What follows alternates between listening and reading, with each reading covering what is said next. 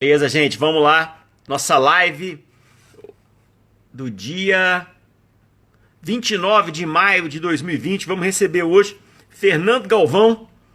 Fernando Galvão vai falar daqui a pouquinho sobre a responsabilidade penal da pessoa jurídica. Uma super live aqui com os nossos seguidores. Enquanto isso, vamos para os anúncios aqui, os recados de sempre. O Princípios de Criminologia, nona edição 2020, está lá na Ímpetus, no site da Ímpetus e na Amazon, está entre os mais vendidos lá. A nona edição 2020 pela editora Ímpetus, Princípios de Criminologia. Está com uma baita promoção lá na Amazon. Vamos receber hoje o Fernando Galvão para essa super live. Olá, Josélia, tudo bem? Seja muito bem-vinda. Fernando Galvão, juiz militar do Tribunal de Justiça Militar de Minas Gerais, vai entrar daqui a pouquinho aqui para a gente conversar sobre... Olá, Márcia, tudo bem? Eu vou ser Delta, tudo bem? Vamos receber daqui a pouco Fernando Galvão, um dos maiores penalistas do Brasil, juiz de direito do Tribunal de Justiça Militar, em segunda instância, né, gente? Aqui de Minas Gerais, um grande...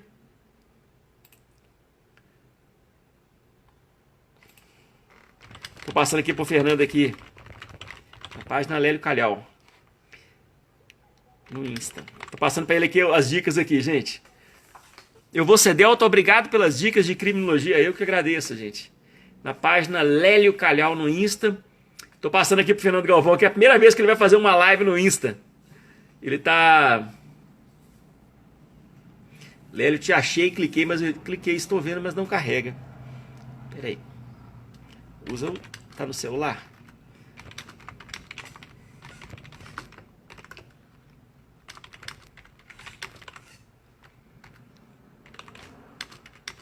Doutor Thales Taipinas, juiz de direito de Minas Gerais, seja muito bem-vindo. Olha a minha esposa Nayane Calhau aí. Gente, sejam muito bem-vindos. Fernando Galvão tá entrando aqui, ó.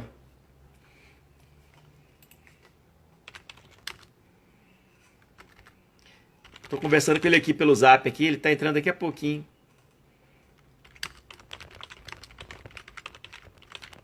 É a primeira live que ele faz no Instagram.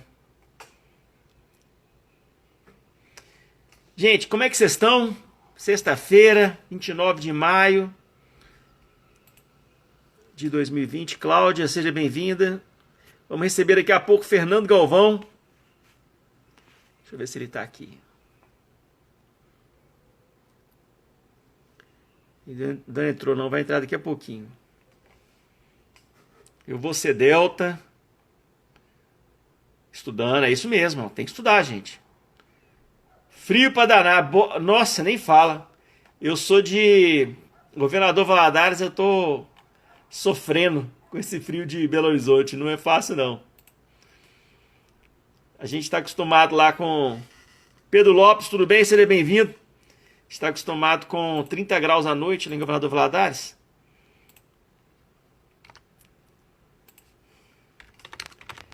Daqui a pouco o Fernando Galvão tá entrando aí, gente. Tô passando para ele aqui umas dicas aqui, ó. Thales Taipina, grande Lélio, Fernando Galvão, grande abraço. Fernando tá entrando aí, a primeira live nossa aqui com... Deixa eu ver como é que tá aqui, se ele já entrou.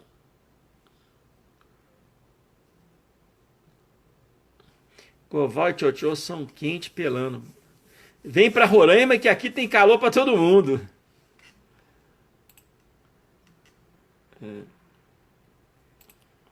Tô conversando com o Fernando aqui, ele tá tentando entrar aqui, ele tá com uma dificuldade. Estou com o celular do meu filho, Pedro, vou tentar. Gente, conheço o Fernando Galvão tem mais de 20 anos. É, pra mim, um dos maiores penalistas do Brasil. Foi promotor de justiça há muito tempo. Aí depois ele surgiu uma vaga no Tribunal de Justiça Militar de Minas Gerais, dentro das vagas do Ministério Público. E aí ele foi escolhido na época, uma grande escolha. Aí ele está usando o celular do Rodrigo Mazieiro, promotor de Justiça de Minas Gerais, seja bem-vindo. Monique, tudo bem, Monique? Seja bem-vindo também. O Fernando vai entrar com Pedro Vidigal. Vamos lá. Gente, Fernando Galvão, um dos maiores penalistas do Ministério, um dos maiores penalistas do Brasil, que já foi do Ministério Público de Minas Gerais. Fernando Galvão. Nossa. Difícil, né, Hélio? Desculpa aí, cara. Estou apanhando. Eu quero só te agradecer aí por você ter aceito o convite. Já temos aqui o doutor Thales Taipina, juiz de direito. Está aqui, estou vendo aqui a Monique, promotora. Estou vendo o Rodrigo Mazieiro também, acabou de passar aqui. Opa, Rodrigão. Seja muito bem-vindo aí. E é uma honra muito grande para a gente estar recebendo você, que é um dos maiores penalistas do Brasil, uma pessoa que nos honrou aí, foi um grande mestre no Ministério Público para muitos de nós aí que eram concurseiros na época. E o tema hoje, a noite é sua, o tema é responsabilidade penal da pessoa jurídica. Fernando, seja muito bem-vindo, a palavra é sua, meu amigo. Ô, Lélio, você que é um amigo querido, por isso você me tem essa consideração toda. Eu peço desculpas aí, eu tive dificuldade de entrar. Não é que eu não use alguma coisa de tecnologia, muito ao contrário, a gente está fazendo julgamentos, muitas reuniões e tudo, né? Mas confesso que eu quase não uso o Instagram. Então, parece que no meu celular estava desatualizado, alguma coisa assim. Mas então, se eu puder contar um pouquinho dessa temática, eu venho estudando a teoria do crime da pessoa jurídica, a responsabilidade penal da pessoa jurídica, já desde os tempos do Ministério Público. Eu sempre entendi que a responsabilidade da pessoa jurídica era um instrumento muito importante para que o Ministério Público tivesse, então, uma força maior para, digamos, buscar a reparação dos danos ambientais, até mesmo numa perspectiva preventiva em relação às empresas. Ao longo desses anos, eu fui vendo muita coisa interessante. Você me inspirou a pensar muitas coisas interessantes, como, por exemplo, a criminalidade de empresas. Depois vi o Eduardo Saad escrevendo muita coisa interessantíssima sobre isso. E me parece que é um universo a ser explorado, um universo importante a ser explorado. E agora, recentemente, eu tive, digamos, a necessidade de produzir um texto que me serviu para uma promoção na faculdade. Eu precisava, então, escrever uma nova tese. E aí voltei ao tema para, digamos assim, rever algumas posições antigas e percebi um detalhe que me parece que estava assim, num cantinho, sem chamar muita atenção, e eu revendo, falei, meu Deus, como é que eu não percebi isso? No artigo 225, no parágrafo 3º da Constituição, quando prevê a responsabilidade penal da pessoa jurídica, ele faz uma distinção entre condutas e atividades, são então manifestações que já percebemos são relacionadas à pessoa física e à pessoa jurídica, quer dizer, a conduta da pessoa física e a atividade da pessoa jurídica, e isso sempre me chamou a atenção. E por mais que eu várias vezes usasse o argumento que mencionava a expressão, a palavra, os infratores, parece que depois de muitos anos é que eu percebi talvez aquele aspecto mais evidente que não tinha percebido até então, e até porque a responsabilidade regulada na lei segue um outro caminho. Quando a Constituição fala que a pessoa jurídica é infratora, o que me parece ser um desafio a materializar é que a pessoa jurídica precisa cometer uma infração que lhe seja própria. Ou seja, a própria pessoa jurídica precisa violar a lei ou a norma jurídico-penal e receber a consequência que seria uma punição de natureza penal. O que nós temos na regulamentação é uma responsabilidade objetiva. A Lei 9.605, ela fala em responsabilidade, ela trabalha, digamos, requisitos, né, para estabelecer essa responsabilidade, só que parece que o legislador também se preocupou mais com a palavra responsabilidade do que com a palavra infrator. E se houvesse, então, uma atenção maior para a ideia do infrator, o que deveria acontecer é termos uma teoria do crime da pessoa jurídica, e não uma resposta no âmbito somente da responsabilidade. Eu não sei se eu consegui ser claro, mas é possível construir um caminho que trabalha apenas com responsabilidade. A teoria da responsabilidade já foi muito desenvolvida e trabalha com a responsabilidade indireta de uma maneira muito tranquila. No direito civil, a responsabilidade da pessoa jurídica é indireta, é pelo fato de outrem, ou seja, é necessário que uma pessoa física pratique determinado dano, conduta danosa, ofensiva, e a pessoa jurídica, então, responde por ela. É uma responsabilidade por fato de outro, como é também a responsabilidade do pai, do filho menor, e etc. Bem, mas quando a gente pensa na possibilidade de construir uma teoria do crime para a pessoa jurídica, o que seria dar à pessoa jurídica as mesmas garantias que tem a pessoa física, e aí nesse aspecto parece que a doutrina penal avança, nós precisaríamos fazer mudanças na lei. A lei hoje não tem uma possibilidade de responsabilidade penal de pessoa jurídica por fato próprio, que a gente chama de autorresponsabilidade. O que existe é uma construção que é derivada ou indireta, ou responsabilidade por fato de terceiro, ou heterorresponsabilidade, e nós avançaríamos se construíssemos uma teoria do crime da pessoa jurídica. Bem, nós temos o PLS 236, que ainda tramita no Senado, quer instituir um novo Código Penal. Lá nós temos no artigo 39 e 40, isso na versão do substitutivo do senador, então senador Vital do Rego, a previsão da responsabilidade penal da pessoa jurídica, mas a Lei 9.605 trabalha, ou seja, um modelo de heterorresponsabilidade ou responsabilidade que é indireta e depende da conduta da pessoa física. O sistema está todo orientado assim, porque nós temos tipos penais que são redigidos com referência à conduta humana. O núcleo é um verbo descritivo de conduta, não descritivo de uma atividade. E parece que isso seria, digamos assim, muito difícil. Será que nós teríamos que mudar todos os tipos? E como é que nós, então, faríamos a lei acolher uma teoria ou estimular uma teoria do crime da pessoa jurídica?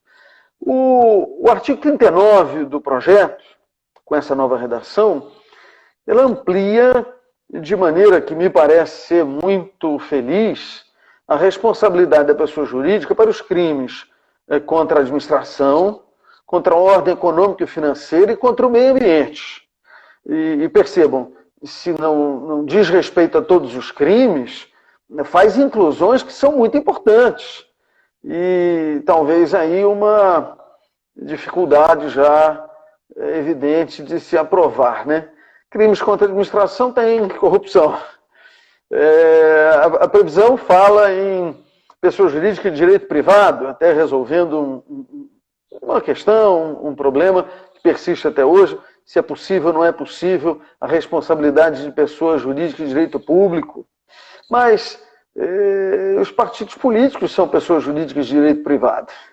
Então, aprovada a proposta do PLS, nós teríamos um cenário muito interessante para trabalhar, em que o Ministério Público teria um instrumento, me parece que bastante forte, e teria também um efeito preventivo e importante quando nós pensamos em criminologia da pessoa jurídica, né? Então, me parece que seria um instrumento muito forte. Mas, se a ideia de avançar significa construir uma teoria do crime, me parece que esse, digamos, desafio não é tão grande quanto possa parecer. No primeiro momento, nós poderíamos pensar assim: então vamos pegar todos os tipos de crimes contra a administração, contra a ordem econômica e financeira, e o PLS introduz no Código Penal, a proposta é introduzir no Código Penal crimes que estão hoje na legislação extravagante e que passariam, então, a compor a codificação. Eu particularmente, acho que é uma boa ideia. E crimes contra o meio ambiente. Então, será que teríamos que pegar todos os tipos e mudar a redação ou acrescentar uma outra referida à atividade? Essa parece ser uma tarefa de Hércules, quer dizer, uma mudança difícil de realizar e que me parece não ser o melhor caminho. Me parece que é fácil na medida em que percebamos que o crime é uma construção normativa. O crime é um modelo, na verdade, nós utilizamos um modelo interpretativo, um modelo que atribui a determinadas condutas a qualidades de criminosas. E percebam que nós já temos uma solução muito fácil, muito tranquila, que resolve esse problema da tipificação, da descrição típica. Nós consideramos como se fosse uma ação a omissão que o Código diz que é penalmente relevante por atender a dois requisitos. O devia, estabelece as situações do garantidor, e o podia, evidentemente, numa perspectiva fática. Então, para resolver o problema objetivo do tipo da teoria da pessoa jurídica, bastaria um dispositivo que dissesse que a atividade da pessoa jurídica é penalmente relevante quando, e ali estabelecer os seus requisitos. Uma obra bastante importante dessa temática, que muitos foram os autores que tentaram estabelecer uma interpretação da legislação vigente que pudesse aplicar uma teoria do crime para a pessoa jurídica. Eu, sinceramente, acho que todas essas interpretações violam o princípio da legalidade. Ou seja, seria necessário, sim, um dispositivo para estabelecer a atividade da pessoa jurídica considerada relevante, né? Mas, se esse é o primeiro dos problemas, nós temos uma série de outros problemas que dizem respeito à organização das questões que são relevantes dentro de uma teoria, não é? Então, uma atividade da pessoa jurídica precisa violar a norma. A violação é própria, essa previsão não pode depender de uma pessoa física. Uma pessoa física fazer alguma coisa, porque no contexto da empresa, as pessoas físicas são fungíveis. Ou seja, a empresa viola a norma e algumas das pessoas físicas violam também, não todas. E cada qual com a referência do sistema que já temos, ou seja, uma teoria do crime da pessoa física, né? Então, o que a gente está tentando avançar é da teoria do crime da pessoa jurídica. O plano subjetivo poderia ser resolvido com uma pequena norma de extensão. Então, a atividade da pessoa jurídica, ela é relevante quando violar de dever que lhe é diretamente dirigido, enfim. E aí a gente teria que resolver o problema, agora em sede de tipicidade, um problema grave, que diz respeito a elementos subjetivos, né? Então, como a gente pode dizer que uma pessoa jurídica cometeu um crime doloso ou cometeu um crime culposo? Essa é uma questão que está aberta hoje, né? Aberta hoje. Nós podemos pensar na possibilidade, quer dizer, hoje, né, de uma responsabilidade por fato de terceiro. Então, se o autor, pessoa física, comete um crime doloso, a pessoa jurídica responde por um crime doloso. Se o autor, pessoa física, responde por um crime culposo, a pessoa jurídica responde por um crime culposo.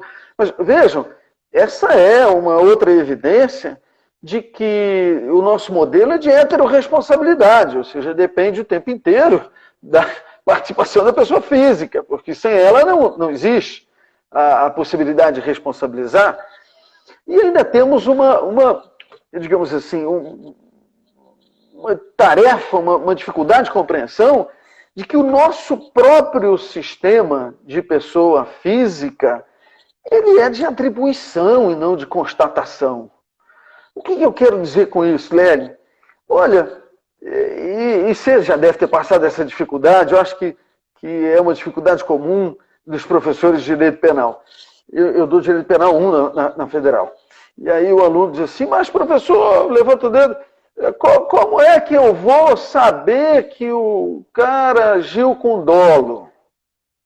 Como é que eu vou saber se ele tinha intenção de produzir determinada conduta ou determinado resultado? E durante muitos anos eu tive digamos assim, usei o truque de dizer assim, não, você pergunta ao professor de processo penal, não é? Porque o professor de processo penal vai resolver esse problema da prova. E só adiantando assim, você pergunta para o réu, se o réu confessar, então está tudo resolvido. A confissão é uma prova admissível e tal. Mas percebam, a construção está errada. Mas ela está errada porque não é uma questão de constatar o que passa na cabeça das pessoas. Ninguém consegue fazer isso. Isso é impossível. Não existe uma máquina, um equipamento que diga assim, eu sei o que está passando agora na cabeça do Lélio. Isso não dá. O que a gente pode fazer é com base em algumas manifestações exteriores do comportamento, com base no contexto, naquelas circunstâncias que estão ali dando significado, né, sentido àquele comportamento, nós então atribuímos. Nós atribuímos um comportamento doloso a um comportamento culposo. Nós temos algumas referências, mas as referências são ruins quando se digamos, fundam em um elemento inalcançável, que é o elemento subjetivo. Então, quando eu digo assim, ele teve a vontade, mas eu acho que ele teve a vontade, eu tenho motivos para atribuir essa postura, mas eu não tenho certeza, ninguém pode constatar isso. Não é? Então, eu fiz essa, digamos assim, observação de maneira inicial, digamos assim, né, introdutória, para dizer que a gente também poderia avançar em uma perspectiva de atribuição. E essa perspectiva de atribuição já me abriria uma oportunidade para indicar um dos dois, que me parece, é a minha percepção, um dos dois lugares onde se pode trabalhar aquele tal defeito de organização de que tanto falou Klaus Tiedemann e perceber os efeitos que um programa de integridade, e para ser sincero, eu acho que essa é a melhor denominação que consta na lei de corrupção, consta no decreto que regulamenta, mas usa-se também programas de compliance, programas de conformidade, enfim, eu acho que integridade é mais interessante porque fala mais do que simplesmente cumprir normas, não é? É ser íntegro, é ser maior, não é? Ser, digamos, completo naquele comprometimento, naquela postura. Então, um dispositivo que dissesse atribui-se o crime doloso à pessoa jurídica quando a atividade for desenvolvida por orientação de uma decisão. Uma decisão que é institucional, claro, decisão do seu órgão colegiado, do seu órgão com atribuições para tanto, que então aceite ou queira violar a lei ou aceite que isso ocorra. Então essa decisão institucional que realiza atividade, apesar dela violar a lei, ou apesar de possivelmente vir a violar, me ajudaria, me resolveria esse problema da atribuição de tipo doloso. No tipo culposo, me parece que seria o espaço para trabalhar essa perspectiva do defeito de organização. Então, quando a empresa se organiza adequadamente, ela não erra. E claro, um programa de compliance, ele pode mascarar digamos, o plano de cometer crimes e depois se defender, né? Olha, eu cometi um crime, mas eu estou aqui tomando cuidado e tá. Quando a gente pensa num programa de compliance mentiroso, ora, nós vamos perceber que acontece ali a possibilidade de atribuir atividade dolosa, que inclusive é mais grave, porque tenta maquiar, obstruir ali a percepção da justiça, etc. Mas um programa de integridade que seja sincero, que seja, digamos, bem feito, né, e implantado e, digamos assim, obedecido, né, ele evita os erros. E o erro é a essência do tipo culposo. O tipo culposo é uma violação do dever objetivo de cuidado. Então, o plano de integridade está lá para evitar que ocorram esses descuidos. Mas, e se apesar de todos os cuidados, se o programa é o melhor que se pode ter, e mesmo assim não há como evitar aquele resultado, ora, nós vamos ter uma tipicidade como temos nos crimes cometidos por pessoas físicas. Quer dizer, se elas tomam todos os cuidados e mesmo assim o resultado acontece, não dá para dizer que elas tenham culpa por alguma coisa, ou possam ser responsáveis por tipo culposo. Não é? Cumpriu o cuidado, apesar do cuidado, o resultado naturalístico acabou por acontecer. Então percebam, como nós estamos construindo, normativamente, é possível fazer esses ajustes de maneira a, digamos, resolver os problemas. Bem, e a justificação da atividade da pessoa jurídica? Me parece que é possível também. Do mesmo jeito que uma pessoa física pode acabar produzindo uma ofensa para evitar uma ofensa maior, e essa é a essência da justificação, quer dizer, comete-se uma ofensa que se necessita, há uma necessidade, e aí um conceito que me parece mais abrangente, né?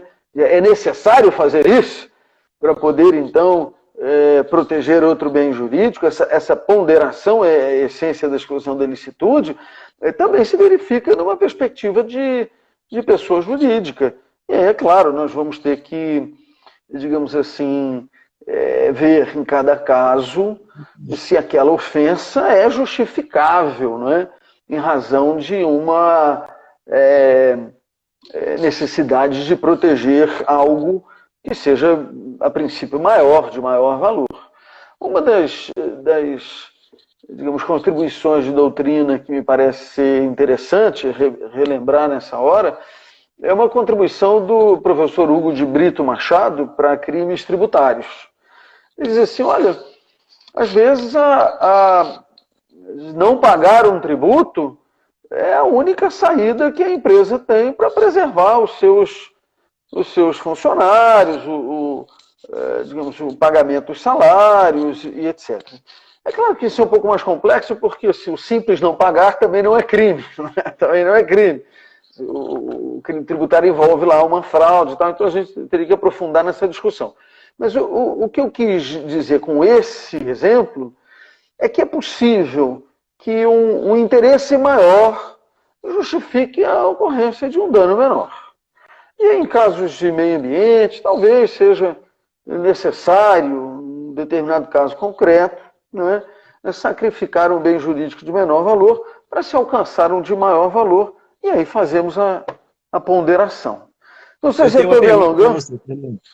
Eu tenho uma pergunta para você. Fernando, você é essa prudência que a gente sempre conhece, essa ponderação, o aprofundamento, a reflexão, a dogmática penal. Eu estou vendo você com a cautela de sempre, explicando. Mas, Fernando, explica uma coisa aqui. Lá nos Estados Unidos, amigo, o pau quebra para cima das empresas, não quebra? Explica qual que é essa dificuldade que o direito brasileiro tem de aceitar isso, porque recentemente eu estava assistindo ainda, não lembro qual, um professor aí um penalista dos antigos aí, não, que não pode isso, que você desvirtuar o direito penal tradicional. Mas qual que é a dificuldade que o direito... Porque lá, nesse estudo que você defendeu, foi em fevereiro? Foi em fevereiro. Isso foi em fevereiro desse ano, graças a Deus, antes de todas essas... Conta pra gente, como é que foi? Aí. Foram meses, foram anos? Como é que foi essa preparação que você usou para chegar nessa construção? Conta pra gente aí sobre direito comparado. As pessoas querem saber. Isso é muito interessante. Depois você me lembra de voltar a falar só um pouquinho sobre culpabilidade, que eu acho que tem saída também para a culpabilidade. Mas, veja bem, nós vivemos um momento em que há uma aproximação dos dois sistemas, os grandes sistemas jurídicos mundiais, que é do civil law, o direito europeu continental, ao qual nos vinculamos culturalmente. Então a nossa jogada é assim, tem que ter lei, o negócio, se não for muito estrito ali, aquele negócio não vai para frente, você não aceita, tá. O direito americano é vinculado a uma outra tradição, que é a tradição do common law. Mas é muito interessante, sabe, Lélio, esse é um tema que eu já estudei já tem algum tempo, então não posso te trazer assim com muito detalhe de memória. Mas nos Estados Unidos, que nós temos um sistema, então, de cultura diferente, uma cultura do common law, o direito penal é baseado em leis. Claro, tem que haver tipicidade, e lá o sistema é interessante porque nós temos a competência dividida entre a União e os Estados, e a União, acho que a União, os crimes federais, né? Acho que não se usa essa expressão, porque é também a federação. Os crimes federais, eles são previstos como exceção, ou seja, desde que eles atinjam um patamar de gravidade maior, de interesse, de ofensa maior. Então, tem os crimes federais, e cada Estado, então, pode estabelecer seus crimes. E é muito interessante que, a partir de um estudo de um instituto de advogados, juízes, professores e tal, mas se produziu um documento, salvo engano, em 1963. Eu posso estar enganado um pouco com a data, com o ano, mas se produziu, então, um Código Penal modelo.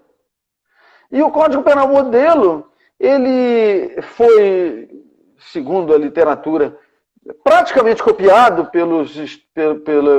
para definir os crimes federais, e os estados também seguem aquela mesma linha de orientação. Mas o que acontece é que a cultura realmente é um pouco diferente. Então, quando nós temos uma perspectiva de responsabilização da pessoa jurídica, nos Estados Unidos, é importante a gente perceber, primeiro, que mais de 90%, um pouquinho mais só, de 90% dos casos criminais são resolvidos por acordo, que é o plea bargain. Esses acordos também responsabilizam pessoas jurídicas. E aí, no DOJ, que é o Departamento de Justiça americano, nós temos exemplos fantásticos, como, por exemplo, da Petrobras, que aceitou pagar uma multa, até o último momento da minha pesquisa, era o maior caso de multa aplicada nos Estados Unidos, a Petrobras. E não teve processo judicial. Isso tem uma série de críticas, evidentemente, com a fragilidade das pessoas, mas, por outro lado, dos acordos que causam impunidade. Aí eu até sugiro uma série do Netflix que fala acho que é Na Rota do Dinheiro Sujo, salvo engano. Tem um acordo, não sei se você já viu, tem um acordo de um banco. São 6 episódios. Inclusive o segundo é o caso da Vox, que eles enganaram lá todo exatamente, mundo. Tem um outro que eu não vou falar. Do empréstimo consignado também. Exatamente. Tem um outro que eu não vou falar, que é de um banco muito conhecido que opera no Brasil, mas o sistema de compliance dele não valia nada, lá eu uso essa expressão, compliance, não valia nada, o tempo inteiro mascarando fraude, e no final das contas, os promotores fizeram um acordo com o banco e depois de várias fraudes constatadas, e as pessoas dizem assim, meu Deus, mas é isso que dá? Ou seja, no final não dá nada? No final o cara paga um acordozinho que é 2 semanas de lucro da instituição. Então, tem críticas para os dois lados. Né?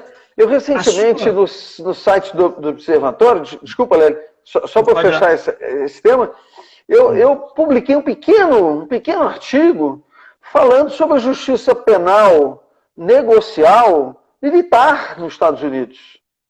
Nos Estados Unidos tem o plea agreement, que é uma confissão de culpa, é meio parecido bem parecido com o nosso acordo de não persecução penal, não é?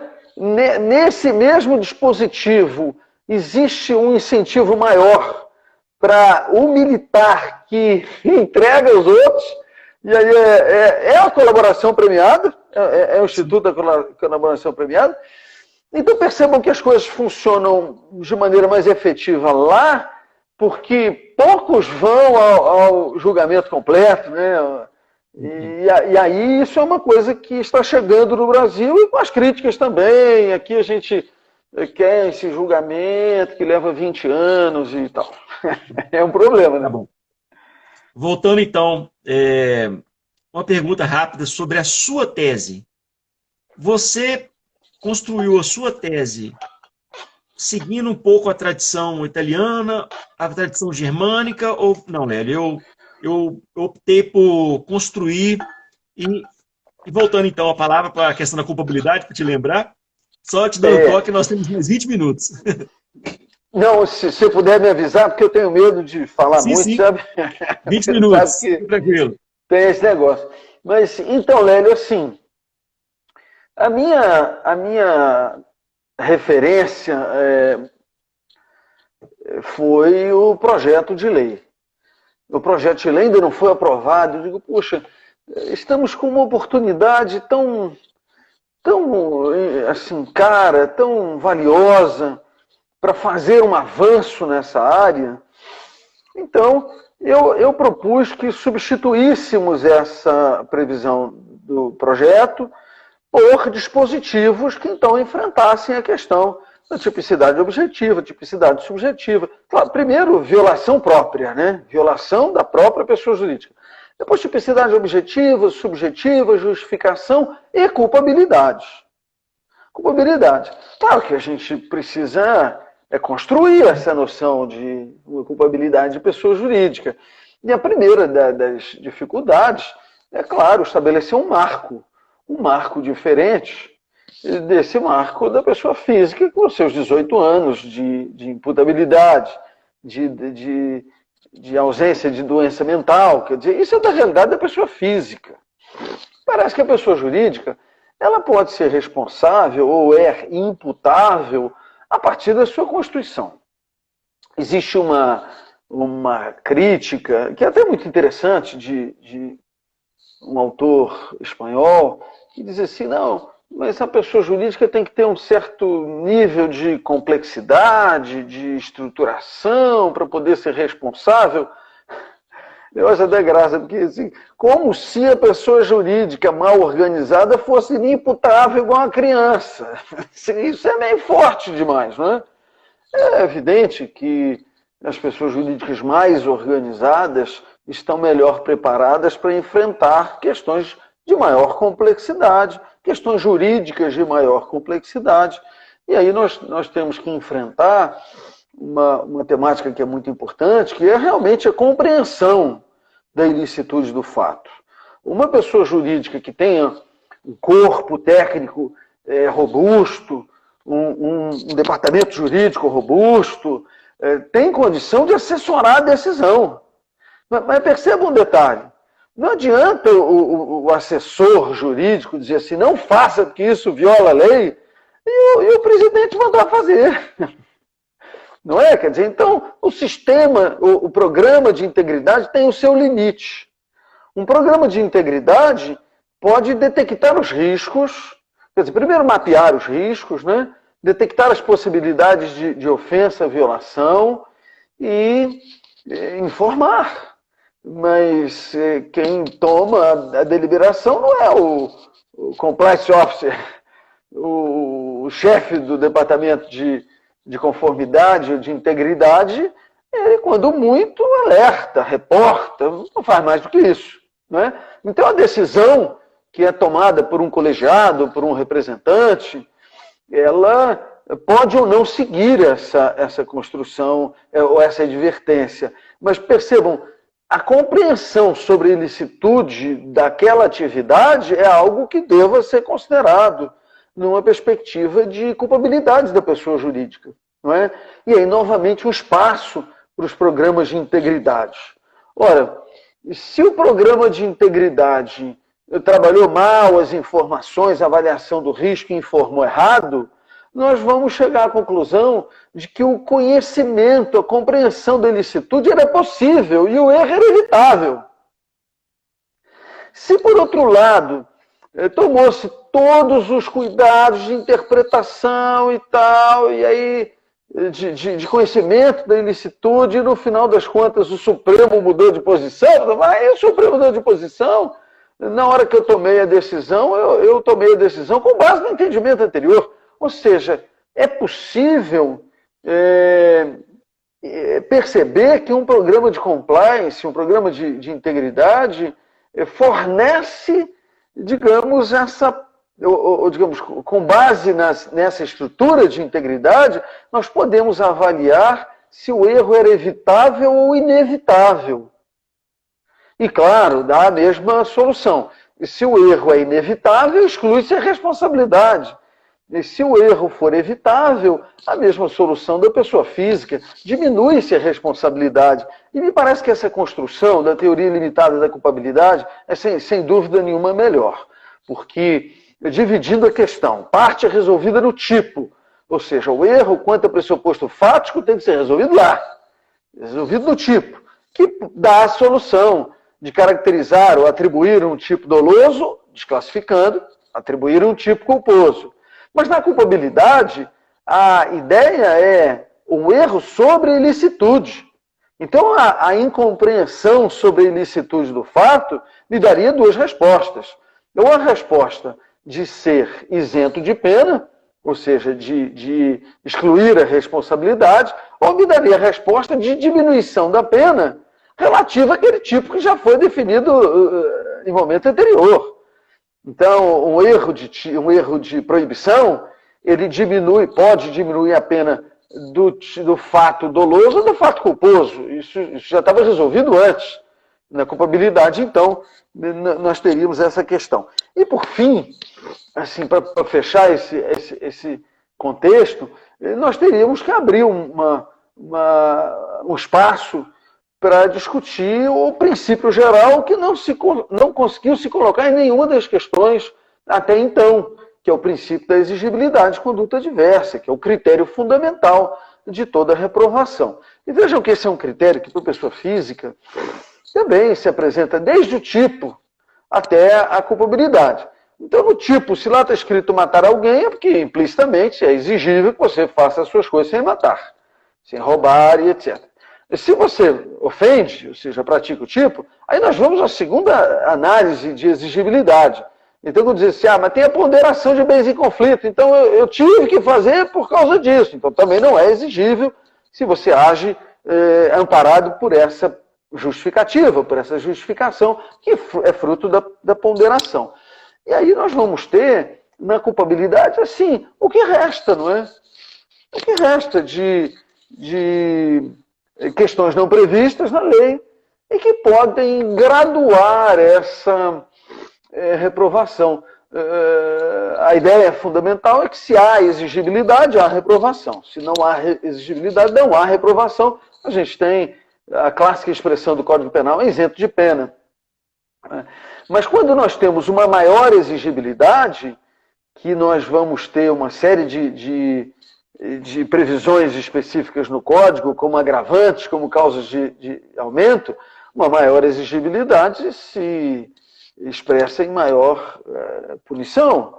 E, ao contrário, uma menor punibilidade, maior exigibilidade, nós vamos ter as atenuantes, nós vamos ter as causas de diminuição. Claro, salvo essas questões mais de política criminal, né, como tentativa, que não tem a ver com exigibilidade, com concurso formal e crime continuado, que também não tem nada a ver com maior ou menor exigibilidade, mas a lógica geral, então, é que a exigibilidade faz essa gradação, ou permite essa gradação.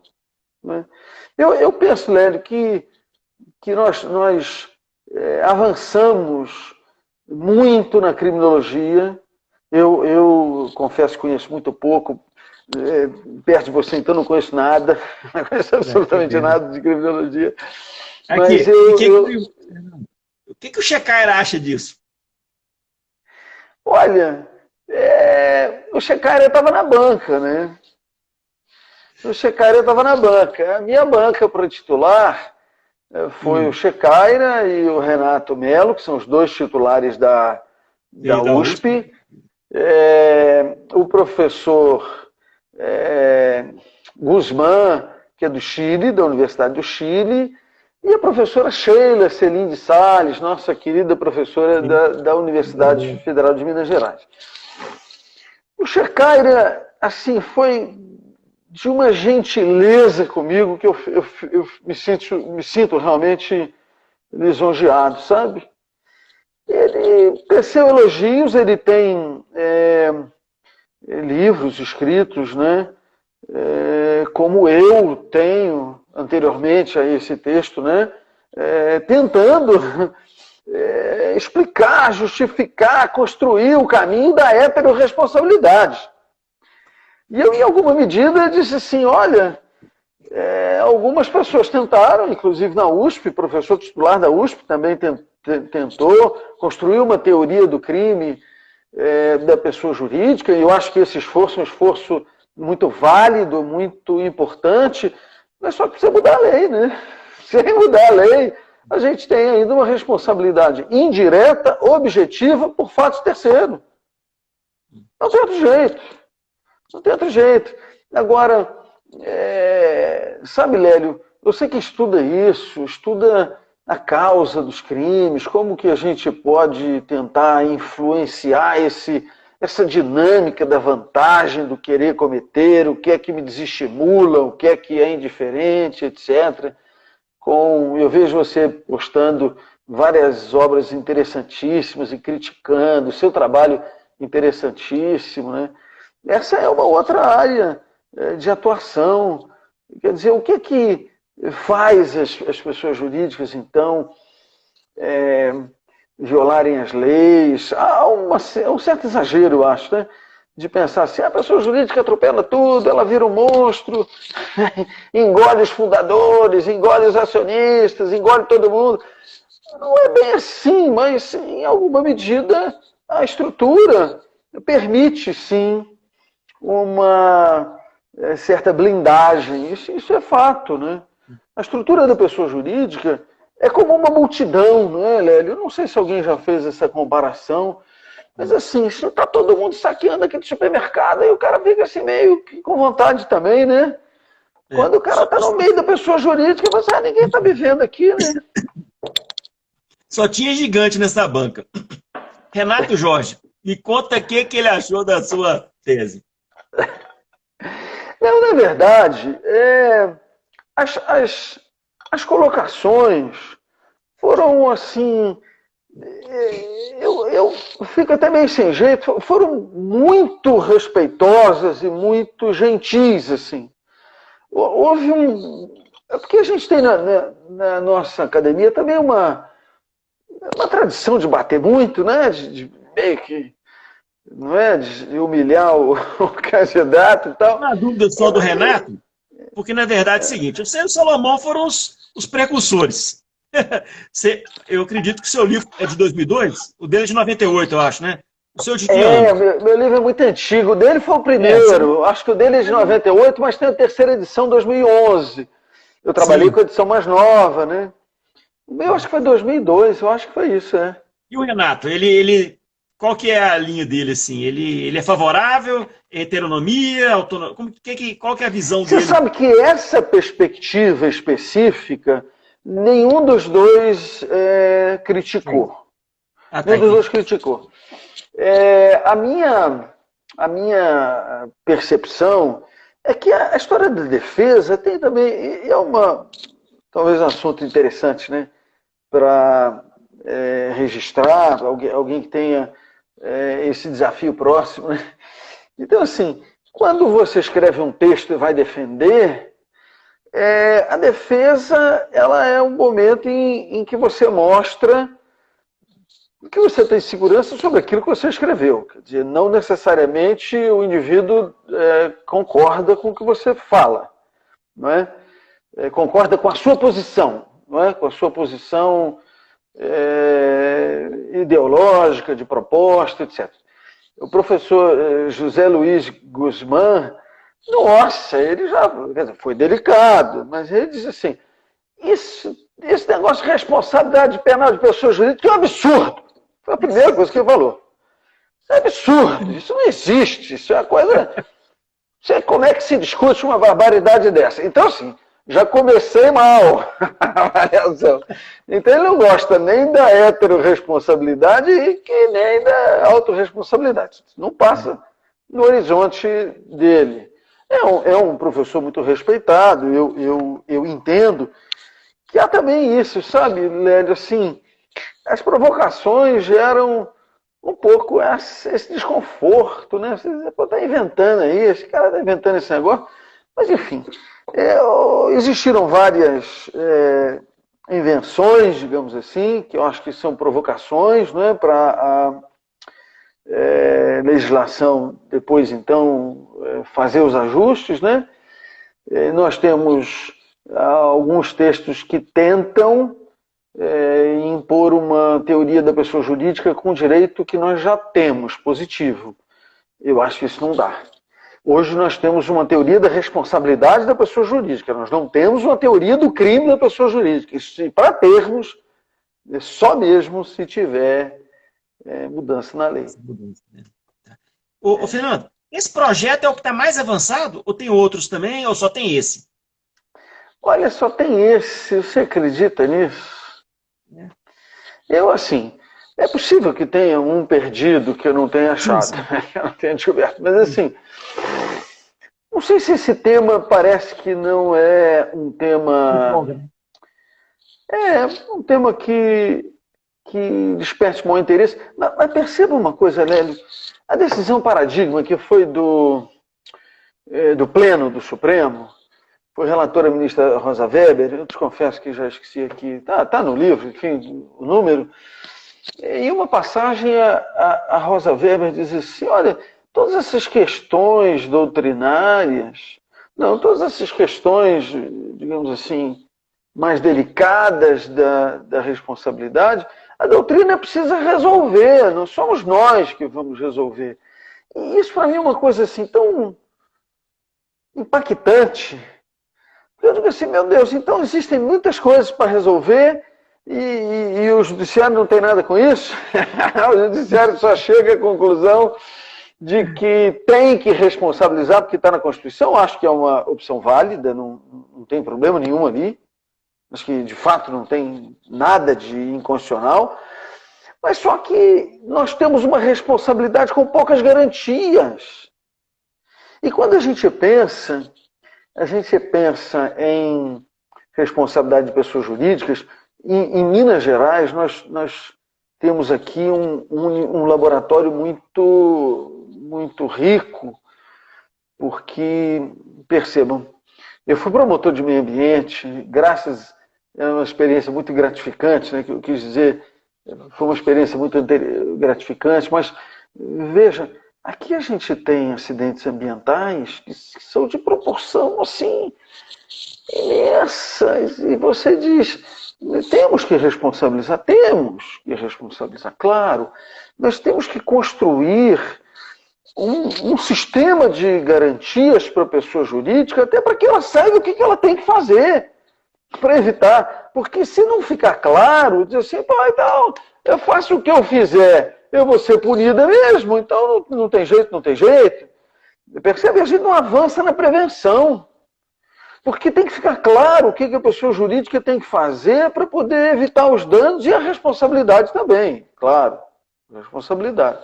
Eu não estou falando de nenhum caso específico, até porque eu estou afastado há muitos anos, então não sei. Não sei. Eu li a denúncia do MP em relação a pessoas jurídicas e pessoas físicas, enfim, dali dá para ter uma noção, mas tem debate ali, tem debate. Tem coisas que a gente precisa avançar. E esse é um debate importante, sabe, Lélio? Em todos os sentidos. Tanto da dogmática do direito penal, como da criminologia. Eu tenho, assim, pouquíssimo conhecimento, mas sempre namorei um pouco de longe a criminologia, para tentar entender como é que essas coisas funcionam na realidade. Né? Não adianta eu construir uma teoria do crime maravilhosa, esse negócio não funcionar nada, isso está no papel, não consegue aplicar, não consegue condenar quando tem que condenar. O que me parece frustrante é quando tem que condenar, você não consegue, porque assim, escapa por aqui, escapa por ali. Aí o instrumento não vale nada, né? O instrumento é fingindo que está resolvendo as coisas, não está resolvendo. Nós, infelizmente, estamos acabando aqui, daqui a pouco o Instagram, de uma hora para outra, avisa. Só falta 20 segundos. Eu quero agradecer a sua disponibilidade, você ter cedido seu tempo. Essa palestra aqui vai para o LinkedIn, Twitter, Instagram. Eu tenho um grupo de estudos de criminologia, vai para lá também. E é o seguinte, não sei se você viu, mas eu estou organizando o primeiro Congresso Nacional da CONAMP, de vitimologia e vítimas criminais. E, se Deus quiser, eu quero levar para o Dr. Murrieta, que é o presidente, uma proposta da gente fazer um evento online também, futuramente, de criminologia corporativa. E direito penal corporativo, eu queria saber se eu posso levar o seu nome também. Nossa, eu que fico muito honrado com a lembrança. Eu não sei se eu acabei falando demais. Não, você não está falando demais e outra coisa. Você não está inventando, não. Cristóvão Colombo, quando chegou do outro lado, não estava inventando. Ele está, olha lá, doutor Thales Taipina, juiz de direito lá de Valadares, está te mandando um abraço. Ele está na NUC, né? Ele está te mandando um abraço aí. Excelentes moderações. Muito obrigado, doutor Thales. Eu fico muito honrado do senhor ter acompanhado até agora.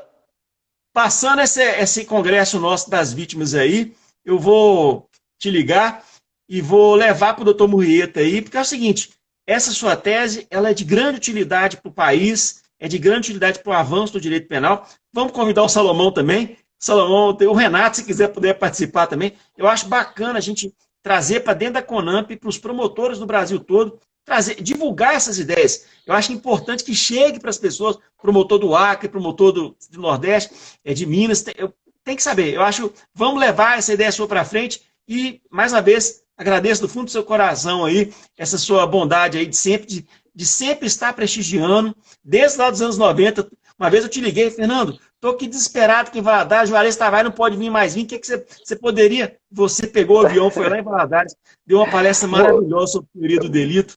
Muita pretensão da minha parte ir no lugar do Juarez Tavares, né? É o baixinho meio atrevido, né? Do mesmo jeito. Fernando, muito obrigado, então. Essa palestra vai ser salva, eu vou te mandar depois o MP4, tá bom? Um abração aí, gente. Um abração, Fernando. Muito obrigado. Muito obrigado a todos que acompanharam. Falou, Thales, um abraço, boa noite. Tchau, tchau. Tchau. Tchau, tchau.